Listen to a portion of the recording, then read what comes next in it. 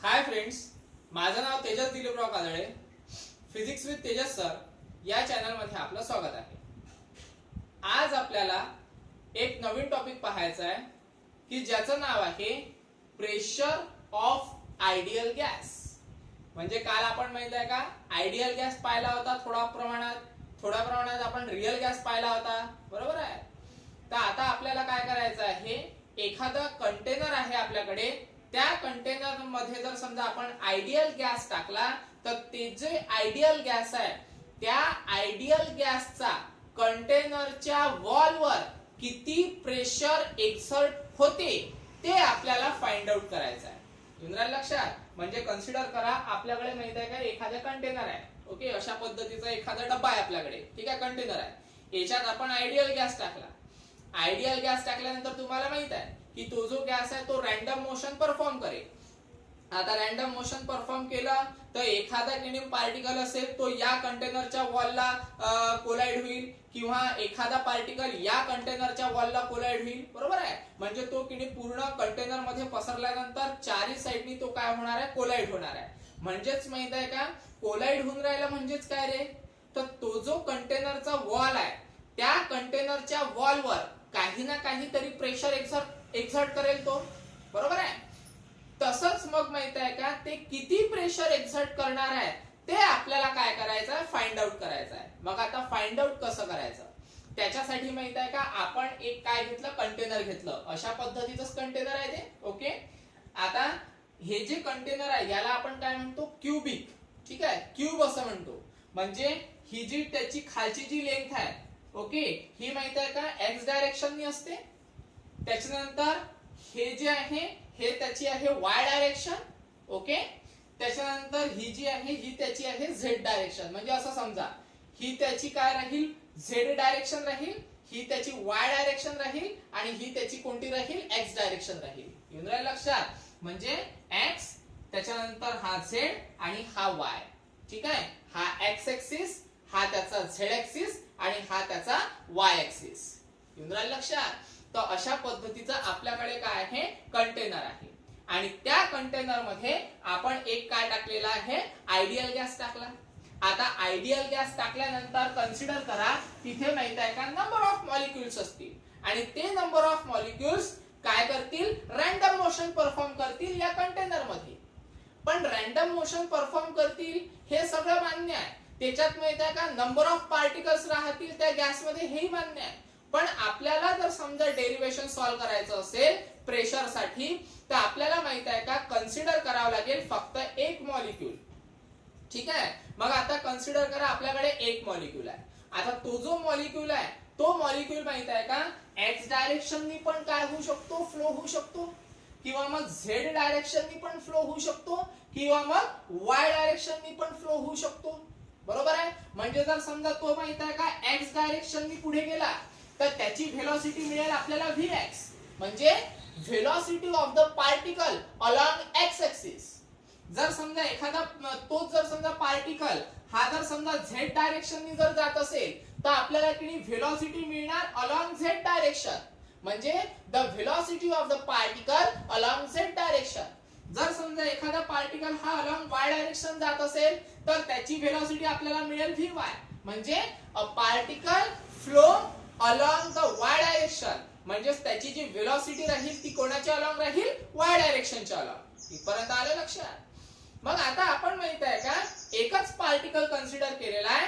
मग एकच पार्टिकल जर समजा कन्सिडर केलेला आहे तर त्याची माहित आहे का आपण एकाच डायरेक्शनची व्हेलॉसिटी कन्सिडर करू. येऊन जाईल लक्षात. म्हणजे कन्सिडर करा आपल्याकडे एकच पार्टिकल आहे आणि तो पार्टिकल माहित आहे का अलॉंग एक्स डायरेक्शननी फ्लो होत आहे असं कन्सिडर करू. मग मला सांगा जर समजा एखादा पार्टिकल अलॉंग एक्स डायरेक्शननी जर समजा फ्लो होत असेल म्हणजेच माहित आहे का त्या पार्टिकलची व्हेलॉसिटी आपल्याला मिळणार आहे vx, बरोबर आहे. म्हणजे त्याला आपण काय म्हणू, व्हेलॉसिटी अलॉंग एक्स डायरेक्शन. म्हणजे या पार्टिकलची जी व्हेलॉसिटी आहे ती आपल्याला किती मिळणार आहे, vx मिळणार आहे. पण आपण माहित आहे का एकच पार्टिकल कन्सिडर केलेला आहे. मग एकाच पार्टिकलची व्हेलॉसिटी अलॉंग एक्स डायरेक्शन म्हणजे आपण काय कन्सिडर करू, Vx1 कन्सिडर करू फक्त, ठीक आहे, कारण एकच पार्टिकल आहे आणि एकाच डायरेक्शननी, म्हणजे माहित आहे का आपण त्याची वेलोसिटी काय कन्सिडर करू, Vx1. म्हणजे हा जो पार्टिकल आहे, हा पार्टिकल जर समजा पॉझिटिव्ह एक्स डायरेक्शननी फ्लो होत असेल तर एकच पार्टिकल आहे म्हणून त्याला आपण काय म्हणू, Vx1 म्हणू. लक्षात. म्हणजे सगळ्यात पहिले माहित आहे का आपल्याला काय करावं लागेल, एक Vx1 कन्सिडर करावं लागेल. म्हणजे Vx1 बार हे काय आहे रे, व्हेलॉसिटी ऑफ अ पार्टिकल, ठीक आहे, velocity of particle along x direction, ठीक आहे, velocity of particle along x direction. त्याच्यानंतर आता माहित आहे का काय होत आहे, जर समजा हा जो पार्टिकल आहे, हा पार्टिकल माहित आहे का एकाच डायरेक्शननी फ्लो होत आहे, म्हणजे पॉझिटिव्ह एक्स डायरेक्शननी फ्लो होऊन राहिला असं कन्सिडर करा. तर इथे माहित आहे का त्याचं जी मोमेंटम आहे, कारण जर पार्टिकल जर समजा एका जागेवरून दुसऱ्या जागेवर फ्लो होत असेल तर ऑब्विसली तिथे काहीतरी त्याचं काय राहणार आहे, मोमेंटम राहणार आहे, बरोबर आहे. तर ते जे मोमेंटम आहे ते मोमेंटम आपल्याला मिळणार आहे P. ते मोमेंटम किती मिळेल आपल्याला, P एवढा मोमेंटम मिळेल. आता मोमेंटमचा फॉर्म्युला काय असतो रे, मोमेंटमचा फॉर्म्युला असतो m इंटू व्ही, बरोबर आहे. मग आपल्याला माहित आहे का मोमेंटम इथे पण काय मिळणार आहे, m इंटू व्हीच मिळणार आहे. व्हेलॉसिटी किती आहे आपली, Vx1. म्हणजे व्हेलॉसिटी आपल्याला काय घ्यावं लागेल, Vx1 बार, बरोबर आहे. आणि m म्हणजे मास ऑफ पार्टिकल, तर याही पार्टिकलचा मास आपल्याला mh कन्सिडर करावा लागणार. ओके. त्याच्यानंतर पण इथे होते काय पहा, इथे काय होते रे, ज्या वेळेस पार्टिकल माहित आहे का इकडे फ्लो होईल पॉझिटिव्ह एक्स डायरेक्शननी, त्यावेळेस माहित आहे का हा जो कंटेनरचा वॉल आहे याच्यावर कोलाइड झाल्यानंतर तो पुन्हा माहित आहे का त्याच डायरेक्शननी वापस जाणार. युनराय लक्षात. म्हणजे कसं पहा, कन्सिडर करा हा एक कंटेनर आहे, याच्यात माहित आहे का एक काय आहे, कन्सिडर करा एक पार्टिकल आहे आणि हा त्याचा कंटेनरचा वॉल आहे. त्याच्यानंतर काय होईल माहित आहे का, जर समजा तो जो कंटेनरचा तो जो पार्टिकल आहे तो पार्टिकल फ्लो होऊन राहिला, फ्लो होत असताना कंटेनरच्या वॉलवर जर समजा आदळला तर तो माहित आहे का त्याच डायरेक्शननी काय जाईल, वापस जाईल. म्हणजे तो माहित आहे का फ्लो अशा पद्धतीने होऊन राहिलेला आहे. आलं लक्षात. म्हणजे मग काय होईल माहित आहे का, हे दोन कंटेनरचे वॉल्स आहे, एक ही साइड आहे एक ही साइड आहे, याच्यामध्ये पार्टिकल आहे, आदळला, ओके, पुन्हा तो माहित आहे का या कंटेनरच्या दुसऱ्या वॉलवर आदळे, बरोबर आहे, पुन्हा तो या वॉलवर, म्हणजे अशा पद्धतीने तो काय होऊन राहिलेला आहे, मागे पुढे फ्लो होत आहे असं आपल्याला कन्सिडर करायचं आहे. का बरं मागे पुढे, कारण आपण एकच डायरेक्शन कन्सिडर केली. कोणती डायरेक्शन, एक्स डायरेक्शन. लक्षात. म्हणून तो पार्टिकल माहित आहे का इथे अशा पद्धतीने काय होणार आहे, मागे पुढे फ्लो होणार आहे. तर मग तो जो पार्टिकल आहे तो या इथून जर समजा चालू झाला, चालला आणि इथे कंटेनरची वॉल आहे, इथे जाऊन तो काय होईल, कोलाइड होईल आणि पुन्हा मग मागे जाणार आहे. आलं लक्षात. पुन्हा इथे काय मिळणार आहे आपल्याला, कंटेनरची वॉल, पुन्हा इथे आदळणार, पुन्हा समोर जाणार. तर अशा पद्धतीने त्याचं मोमेंटम आपल्याला मिळेल. तर त्याच्यातलं माहित आहे का एकच मोमेंटम कन्सिडर करायचं. एक मोमेंटम म्हणजे कोणता, चालला, इथे जाऊन आदळला, पुन्हा वापस आला आणि इथे जाऊन कन्सिडर करा स्टॉप झाला. म्हणजे किती मोमेंटम मिळाला आपल्याला, दोन मोमेंटम मिळाले, बरोबर आहे. एक जाणे आणि एक येणे, ठीक आहे, एक गेला आणि एक आला, म्हणजे असे कन्सिडर करा दोन मोमेंटम आहे. म्हणजे आपल्याकडे माहित आहे का मोमेंटम किती मिळतील, 2 टाइम्स, ठीक आहे, 2 टाइम्स m इंटू Vx1. आलं लक्षात. तर हे आहे आपल्याकडे मोमेंटम. पण इथे माहित आहे का मोमेंटम काय होत आहे, त्याचं चेंज होत आहे.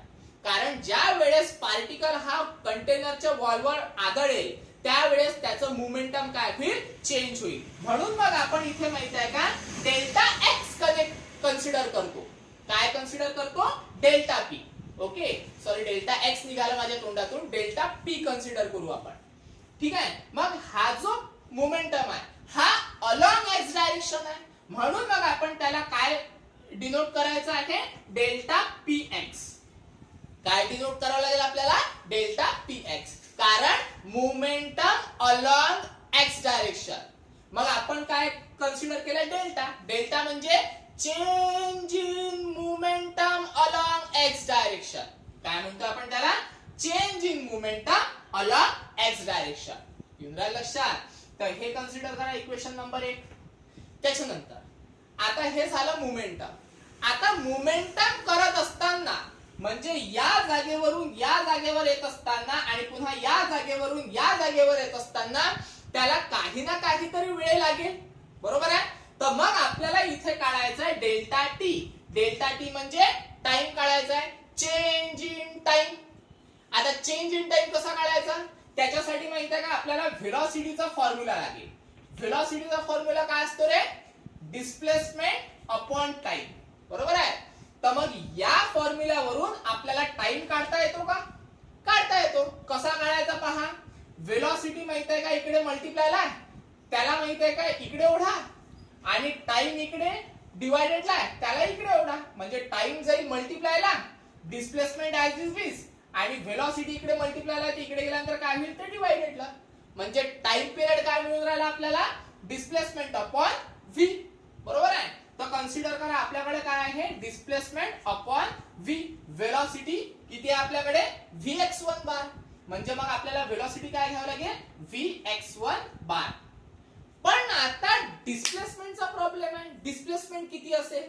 तर कन्सिडर करा हे जे कंटेनरची जी लेंथ आहे ती आहे L. ओके, म्हणजे कंटेनरची जी साइडची जी लेंथ आहे, ओके, ती किती आहे आपल्याकडे? L. म्हणजे कन्सिडर करा ही जी लेंथ मिळून राहिली ही किती आहे आपल्याकडे? L आहे, असं कन्सिडर करा. ठीक आहे, L लेंथचा कंटेनर. मग आता L जर समजा ही लेंथ असेल, ठीक आहे, तर लेंथ किती मिळत आहे आपल्याला? पहा लेंथ किती मिळत आहे. तर एकदा या पोझिशन पासून तर या पोझिशन पर्यंत गेला म्हणजे 1L, आणि पुन्हा या पोझिशन पासून तर या पोझिशन पर्यंत आला म्हणजे 2L. म्हणजे लेंथ किती कव्हर केली त्यांनी? 2L एवढी लेंथ कव्हर केली. ओके, पहा कसं. तर हा कंटेनर आहे, इथून समजा पार्टिकल आतमधून इथून जर समजा पार्टिकल चालू झाला, इथपर्यंत गेला पहिली L, पुन्हा इथून माहित आहे का इथपर्यंत आला दुसरी L. येऊन राहिलं लक्षात? म्हणजेच माहित आहे का जी डिस्प्लेसमेंट आहे ती किती मिळून राहिली आपल्याला? ट्वाइस L मिळत आहे. आणि अपॉन मध्ये माहित आहे का vx1 बार हे ऍज इट इज. येऊन राहिलं लक्षात? तर हे मिळून राहिला आपल्याला लेंथ. त्याच्यानंतर सॉरी टाइम पिरियड. ओके, तर याला म्हणा इक्वेशन नंबर 2 झाला. आता एक काम करा, आता माहित आहे का याच दोन इक्वेशन वरून म्हणजे इक्वेशन आणि इक्वेशन 2 वरून आपल्याला काढायचा आहे फोर्स. आता फोर्स कसा काढायचा पहा. फोर्स, आता फोर्सचा फॉर्म्युला काय आहे रे? तसा तो फोर्सचा फॉर्म्युला आपण न्यूटन सेकंड लॉच्या अनुसार घेत असतो, मास इनटू ऍक्सेलरेशन. पण जर समजा मास इनटू ऍक्सेलरेशन याला जर समजा आपण थोडं सॉल्व केलं तर आपल्याला फॉर्म्युला मिळतो dp upon dt. dp upon dt म्हणजे change in momentum with respect to change in time. जर समजा तुम्ही म्हणाल सर हा फॉर्म्युला आपण डिराइव्ह करून आणला कसा, तर त्याच्यात मी आता जात नाही. पण जर समजा तुम्हाला क्युरियोसिटी असेल तर बा F is equal to dp by dt आला कसा, तर मला पर्सनली मेसेज करा, मी तुम्हाला ते समजून सांगेन. कारण थोडी त्याची लेंथी प्रोसेस आहे, तर आपण आता इथे काही वेळ वाया घालू नाही. जर समजा तुम्हाला पाहिजे असेल तर मी तुम्हाला सॉल्व्ह करून पाठवून देईन. ओके, त्याच्यानंतर आता होते काय पहा. dp म्हणजे चेंज इन मोमेंटम. आपल्याकडे काय आहे रे change in momentum? Delta px, बरोबर आहे? म्हणजे आपल्याला माहित आहे का dp च्या जागेवर ठेवावं लागेल डेल्टा px. त्याच्यानंतर dt म्हणजे चेंज इन टाइम. आपल्याकडे चेंज इन टाइम किती आहे? Delta t. म्हणजे आपल्याला काय ठेवावं लागेल इथे? Delta t. चलो रखो फिर क्या मिलता अपने को, देखो डेल्टा px किती आहे रे? डेल्टा px आहे 2m v बार x1. ओके, म्हणजे 2m vx1 बार अपॉन मध्ये डेल्टा t किती आहे रे आपल्याकडे? 2l अपॉन vx1 म्हणजे 2l अपॉन vx1. कोणावरून घेतला आपण? इक्वेशन 1 आणि 2 वरून. मग लिहत असताना असं लिहू शकतो आपण फ्रॉम इक्वेशन 1 अँड इक्वेशन 2. ठीक आहे, हे आणलं आपण. त्याच्यानंतर आता काय होते पहा. फोर्स हा ऍज इट इज ठेवू. ठीक आहे, त्याच्यानंतर दोन दोन गे कॅन्सल, Vx1 खड्ड्यात आहे त्याला वरती काढा. ओके, तो वरती चालला जाईल म्हणजे काय मिळेल आपल्याला, m हा ऍज इट इज, त्याच्यानंतर Vx1 बार खाली पण Vx1 बार आहे तो वरती गेला म्हणजे दोघांचं मल्टिप्लिकेशन म्हणजे सरळ Vx1 चा स्क्वेअर. ओके, आणि अपॉन मध्ये किती आहे, L, फक्त अपॉन मध्ये L. तर हे काय मिळालं आपल्याला, फोर्स मिळाला. पण हा जो फोर्स आहे हा फोर्स माहित आहे का, एकाच पार्टिकलचा आहे आणि एकाच डायरेक्शननी आहे. इंद्रा लक्षात. मग आता मला सांगा, इथे जर समजा मी नंबर ऑफ पार्टिकल कन्सिडर केले आणि ते नंबर ऑफ पार्टिकल सुद्धा एकाच डायरेक्शननी फ्लो होत असेल, ठीक आहे, तर मग माहित आहे का, इथे जी व्हेलॉसिटी मला मिळणार ती व्हेलॉसिटी कशी मिळणार रे. जर समजा एक पार्टिकल आहे तर त्याची व्हेलॉसिटी Vx1, दुसरा पार्टिकल असेल तर त्याची व्हेलॉसिटी किती मिळणार मला, Vx2, तिसरा पार्टिकल असेल तर त्याची व्हेलॉसिटी मिळणार Vx3. बरोबर आहे. म्हणजेच माहित आहे का काय होऊन राहिलेलं आहे, पहा F is equal to m. Okay, त्याच्यानंतर काय येऊन राहिलं आपल्याकडे, अपॉन मध्ये L. ठीक आहे, म्हणजेच काय मिळते पहा, आता आपल्याकडे माहित आहे का एकच पार्टिकल होता, तो एक पार्टिकल होता एकाच डायरेक्शननी चालला होता म्हणजे व्हेलॉसिटी मिळून राहिली होती आपल्याला Vx1. बरोबर आहे. पण आता आपण काय कन्सिडर करत आहे, नंबर ऑफ पार्टिकल. मग नंबर ऑफ पार्टिकल कन्सिडर केले तर त्याची आपल्याला इंडिव्हिज्युअल व्हेलॉसिटी मिळेल. बरोबर आहे. मग आता की नाही एक पार्टिकल कन्सिडर केला होता तर फक्त Vx1 मिळाला होता, दुसरा पार्टिकल कन्सिडर केला तर आपल्याला Vx2 मिळणार. बरोबर आहे. तिसरा पार्टिकल कन्सिडर केला तर आपल्याला Vx3 मिळणार. बरोबर आहे. तर असे माहित आहे का, नंबर ऑफ पार्टिकल कन्सिडर केले तर नंबर ऑफ व्हेलॉसिटीज आपल्याला मिळतील, पण कोणत्या डायरेक्शननी, अलॉंग एक्स डायरेक्शन. येऊन राहिलं लक्षात. तर हे आहे आपला फोर्स. त्याच्यानंतर आता काय होते पहा, आता माहित आहे का याला असंच राहू द्या. ठीक आहे, याला काहीतरी इक्वेशन द्या कारण त्याचं आपल्याला पुढे काम आहे. हे इक्वेशन 2, याला म्हणू आपण इक्वेशन नंबर 3. आता काढा प्रेशर. आता प्रेशरचा फॉर्म्युला लागेल आपल्याला. बरोबर आहे. लक्षात ठेवायचं हे मोमेंटम आहे आणि हे प्रेशर आहे. ओके, आता प्रेशरचा फॉर्म्युला काय असतो रे, फोर्स अपॉन एरिया. आता फोर्स अपॉन एरिया, बरोबर आहे, म्हणजे फोर्स अपॉन एरिया. पण एरिया कोणाचा घ्यायचा, ज्या कंटेनरच्या वॉलवर पार्टिकल कोलाइड होत आहे तो एरिया घ्यायचा, त्या साइडचा एरिया घ्यायचा. म्हणजे कंटेनरचा कोणती वॉल आहे, ही वॉल, याच्यावरच पार्टिकल काय होत आहे, कोलाइड होत आहे. म्हणजे याच वॉलचा फक्त आपल्याला काय घ्यावं लागेल, एरिया घ्यावं लागेल. ठीक आहे, म्हणजे मग एरिया काय असतो, एरियाचा फॉर्म्युला काय, तर एरियाचा फॉर्म्युला मिळतो आपल्याला L चा स्क्वेअर. ठीक आहे.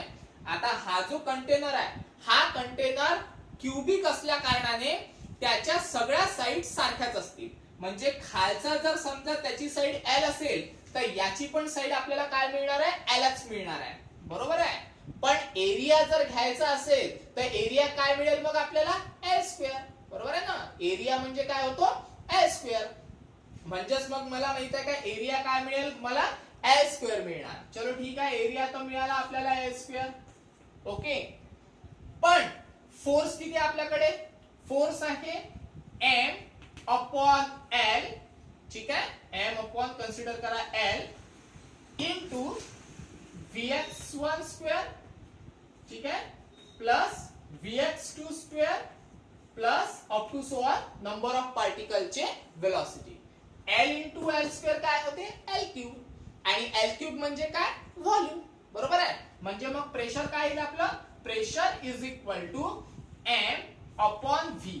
ठीक आहे, कारण L इंटू L स्क्वेअर काय होते, L क्यूब. आणि L क्यूब म्हणजे काय राहते, व्हॉल्यूम राहते. ओके, त्याच्यानंतर काय मिळेल आपल्याला, Vx1 चा स्क्वेअर प्लस Vx2 चा square plus up to so on. लक्षात. तर हे मिळालं आपल्याला पूर्ण प्रेशर. ठीक आहे, तर याला आपल्याला थोडंसं काय करावं लागते, सॉल्व्ह करावं लागते. तर इथे माहित आहे का आपलं जे इक्वेशन आहे, ठीक आहे, ते इक्वेशन सॉल्व्ह करू आपण. तर इथे आपल्याला की नाही याचं काम नाही आहे, आपल्या काय म्हणतात त्याला, डायग्रामचं काम झालं आपलं. आता याला फक्त सॉल्व्ह करू. कसं सॉल्व्ह करायचं पहा. प्रेशर तर मी काय ठेवतो ऍज इट इज ठेवतो. ओके, त्याच्यानंतर इथे एम बाय व्ही, ठीक आहे, हे पण ऍज इट इज ठेवतो. आपल्याला माहित आहे का याच्याशी काम आहे आता. ठीक आहे, आता याला पकडा. याला पकडल्यानंतर इथे किनी जी व्हेलॉसिटी मिळणार आपल्याला ती इंडिव्हिज्युअल पार्टिकलची व्हेलॉसिटी आहे. मग इंडिव्हिज्युअल पार्टिकलची व्हेलॉसिटी जर असेल तर तिथे माहित आहे का सगळ्या पार्टिकलची एक ऍव्हरेज व्हेलॉसिटी काढू आपण. ऍव्हरेज व्हेलॉसिटी कशी काढायची ते पाहून घेऊ. आता ऍव्हरेज व्हेलॉसिटीला मी सरळ सरळ म्हणणार V bar. Okay, is equal to मला काय करावं लागेल इंडिव्हिज्युअल पार्टिकलची व्हेलॉसिटी ऍड करावं लागेल. ओके, म्हणजे Vx1 बारचा स्क्वेअर प्लस Vx2 बारचा स्क्वेअर प्लस Vx3, ठीक आहे, बारचा square plus up to so on कुठपर्यंत जाणार आहे ते n पर्यंत. ठीक आहे, म्हणजे Vxn बारचा स्क्वेअर. ठीक आहे, मग आता मला याचं काय करायचं आहे ऍव्हरेज. ऍव्हरेज कसा काढतो, नंबर ऑफ पार्टिकल एकत्र करायचे divided by number of particle. बरोबर आहे ना. तुम्ही जे जसा तुमच्या मार्किंगचा ऍव्हरेज काढता सगळ्या सब्जेक्टची ऍडिशन आणि अपॉन मध्ये जेवढे सब्जेक्ट असतील तेवढा आकडा आहे ना. मग आता काय होते पहा V bar as it is. त्याच्यानंतर आता काय होते पहा आपल्याला माहित आहे का या ब्रॅकेटची व्हॅल्यू पाहिजे. म्हणजे या ब्रॅकेटची काय करावं लागेल n इकडे डिवाइडेडला, इकडे गेल्यानंतर काय होतो तो मल्टिप्लायला. बरोबर, इज इक्वल टू ही ब्रॅकेट ऍज इट इज म्हणजे Vx1 बारचा स्क्वेअर Vx2 बारचा square plus up to so on. ठीक आहे, तिकडे नंबर ऑफ पार्टिकल. ओके, म्हणजेच काय तर या ब्रॅकेटच्या जागेवर आपण माहित आहे का n इंटू व्ही बार ठेवू शकतो. ऑब्विसली ठेवू शकतो. ठेवा, मग काय ते पहा आन्सर. आन्सर काय येईल आता पहा P as it is pressure. Okay, is equal to काय रे बा m अपॉन v म्हणजे व्हॉल्यूम. ठीक आहे, इनटू आपल्याला या ब्रॅकेटच्या जागेवर ठेवायचं आहे ही व्हॅल्यू. ठीक आहे, म्हणजे याची व्हॅल्यू किती आहे v बार इंटू n. चलो रखो v बार इंटू n. येऊन राहिलं लक्षात. आता इथे एक गोष्ट लक्षात ठेवायची की इथे माहित आहे का v स्क्वेअर लागेल. ओके, v स्क्वेअर लागेल, v स्क्वेअर लागेल. ठीक आहे, इथे एक गोष्ट लक्षात ठेवायची कोणती, ही व्हॉल्यूम आहे आणि ही व्हेलॉसिटी आहे. त्याच्यामुळे हे कॅन्सल होत नाही, कारण भरपूरचे स्टुडंट माहित आहे का व्ही व्ही दिसून राहिल्यानंतर कॅन्सल. ठीक आहे, ही व्हेलॉसिटी आहे आणि ही माहित आहे का व्हॉल्यूम आहे. आलं लक्षात, नाहीतर कॅन्सल करा तर कॅन्सल होते. ओके, तर हे मिळालं आपल्याला प्रेशर. त्याच्यानंतर जर समजा आपल्याकडे काय आहेत पार्टिकल आहे. ओके, तिथे जर समजा आपण माहित आहे का जे नंबर ऑफ पार्टिकल्स आहेत आता आपण कन्सिडर केलं होतं की त्याची जी व्हेलॉसिटी आहे ती फक्त अलॉंग एक्स डायरेक्शन आहे. पण असं होईल का की जर समजा आपल्याकडे गॅस आहे तो एकाच डायरेक्शननी फ्लो होत आहे. नाही, तिथे गॅस माहित आहे का रॅन्डम मोशन परफॉर्म करतो. कोणी जाईल एक्स ला, कोणी जाईल वाय ला, कोणी जाईल झेड ला. बरोबर आहे, म्हणजेच माहित आहे का आपल्याला जी व्हेलॉसिटी मिळणार ती व्हेलॉसिटी माहित आहे का अलॉंग एक्स डायरेक्शन मिळेल, अलॉंग वाय डायरेक्शन मिळेल आणि अलॉंग झेड डायरेक्शन मिळेल. बरोबर आहे, कारण आपण हे तर फक्त कन्सिडर केलं होतं. पण असं होईल का नाही, गॅस हा सगळ्या दिशेनी फ्लो होणार. अलॉंग एक्स नी पण मिळणार, अलॉंग वाय नी पण मिळणार, अलॉंग झेड नी पण मिळणार. बरोबर आहे. मग आता होते काय पहा, इथे जी व्हेलॉसिटी असते अलॉंग एक्स डायरेक्शन तीच व्हेलॉसिटी अलॉंग आपल्याला वाय डायरेक्शन मिळते आणि तीच व्हेलॉसिटी अलॉंग आपल्याला झेड डायरेक्शन मिळते. म्हणजेच काय तर गॅसच्या पार्टिकलची व्हेलॉसिटी अलॉंग एक्स वाय आणि झेड ही कॉन्स्टंट असते, कॉमन असते. म्हणजेच Vx square is equal to Vy square is equal to Vz square. ठीक आहे, मग आता माहित आहे का Vy च्या जागेवर पण आपण Vx स्क्वेअर ठेवू शकतो आणि Vz च्या जागेवर पण आपण Vx स्क्वेअर ठेवू शकतो. बरोबर आहे ना. म्हणजेच आपल्याला इक्वेशन काय मिळते पहा. आता पहा इक्वेशन काय मिळते तर v square as it is, v square as it is is equal to Vx square पण ऍज इट इज ठेवू, Vx square as it is. ठीक आहे, त्याच्यानंतर प्लस Vy च्या जागेवर पण Vx स्क्वेअर ठेवू शकतो. चलो लिखो Vx square. Okay, plus Vz, ठीक आहे, म्हणजे Vz च्या जागेवर पण आपण Vx स्क्वेअर ठेवू शकतो, कारण सगळे सारखेच आहे ना. म्हणजे Vz च्या जागेवर पण Vx स्क्वेअर ठेवा. मग आता हाई Vx स्क्वेअर आहे, हाई Vx स्क्वेअर आहे, हाई Vx स्क्वेअर आहे, म्हणजे 3 टाइम Vx स्क्वेअर. बरोबर, म्हणजे काय ते पहा आता. This implies V bar square is equal to 1 2 3 म्हणजे 3Vx स्क्वेअर. आपल्याला कोणाची व्हॅल्यू पाहिजे? आपल्याला व्हॅल्यू पाहिजे, कन्सिडर करा Vx स्क्वेअर ची. ओके, इथे Vx पाहिजे, Vx स्क्वेअर ची. मग Vx स्क्वेअर ची व्हॅल्यू कशी काढायची बघा आता. This implies V bar square as it is ठेवेल मी. ओके, हा इथे माहित आहे का 3 आहे, मल्टिप्लायला इकडे गेल्यानंतर काय होईल तो डिवायडेडला, म्हणजे divided by 3 is equal to Vx square हा ऍज इट इज. ठीक आहे. आता तुम्ही म्हणाल सर इथे Vx स्क्वेअर कसं. आता आपण काय केलं माहित आहे का, Vx म्हणजे ही जी व्हेलॉसिटी आहे ही अलॉंग x डायरेक्शननी आहे, म्हणजे ही जी व्हेलॉसिटी मिळणार आपल्याला ही अलॉंग x डायरेक्शननी मिळणार. आलं लक्षात. म्हणजे व्हेलॉसिटी अलॉंग x डायरेक्शन, पण तिथे नंबर ऑफ पार्टिकल्स आहे आणि नंबर ऑफ पार्टिकल एकाच डायरेक्शननी फ्लो होत आहे, म्हणून आपण किणी average velocity along x direction काढली. म्हणून average velocity along x direction लिहायचं विसरून गेलो तुम्ही. ओके, पण ही पण Vx राहणार, म्हणजे average velocity along x direction, average velocity along x direction. म्हणून मग या ब्रॅकेटच्या ठिकाणी आपल्याला Vx स्क्वेअर इंटू n ठेवावं लागेल, Vx स्क्वेअर इंटू n. ठीक आहे, थोडंसं ते लिहिण्यात फ्लो मध्ये विसरून गेलो तुम्ही. ठीक आहे. ओके, झालं. मग आता Vx स्क्वेअरच्या जागेवर काय ठेवावं लागेल आपल्याला, V बार स्क्वेअर अपॉन 3. चलो रखो Vx स्क्वेअरच्या जागेवर V बार स्क्वेअर अपॉन 3, म्हणजे प्रेशर इज इक्वल टू काय मिळेल आपल्याला m by v as it is m by v. Okay, त्याच्यानंतर Vx स्क्वेअरच्या जागेवर, म्हणजे Vx स्क्वेअरच्या जागेवर काय मिळेल आपल्याला V बार स्क्वेअर अपॉन 3, म्हणजे V बार स्क्वेअर अपॉन 3. ठीक आहे, इंटू n. तर हे आहे आपलं फायनल आन्सर. तर याला व्यवस्थित अरेंज करू.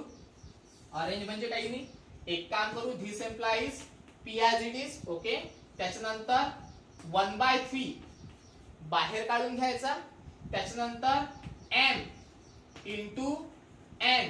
ओके, आणि V बार स्क्वेअर अपॉन मध्ये हा V.